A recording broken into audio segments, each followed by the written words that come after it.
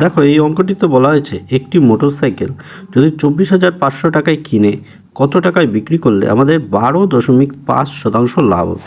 এই 12.5%কে আমরা অংশ হিসেবে লিখতে পারি 1/8 অংশ, ঠিক আছে। এই 8 টাকার উপরই আমরা এই 1% লাভ করছি বা লস করছি, সেই হিসাবে আমরা ধরে এটাকে করব। এক্ষেত্রে খেয়াল করো যে 8 টাকাকে আমরা ধরছি বিক্রয় মূল্য, অর্থাৎ 8 টাকাতেই আমরা বিক্রি করছি এবং বস্তুটির দাম আছে মানে কিনেছিলাম আমরা 24,500 টাকায় আমরা কিনেছিলাম এবং 8-এ বিক্রি করছি এবং এই 8 থেকে 1 কমিয়ে অর্থাৎ আমরা 7 টাকায় বস্তুটি কিনেছিলাম এবং 8 টাকায় বিক্রি করছি, এরকম একটা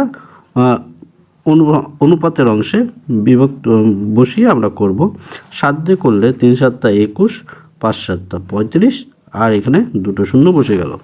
এবার 8 দিয়ে গুণ করলে পিছনে দুটো শূন্য থেকে যাবে, 5 8 40 শূন্য, হাতে রাখলো 4, 3 8 24 আর 4 28, অর্থাৎ 28,000 টাকায় যদি আমরা বস্তুটিকে বিক্রি করি তাহলে আমরা বস্তুটিকে 12.5% লাভে বিক্রি করতে পারবো।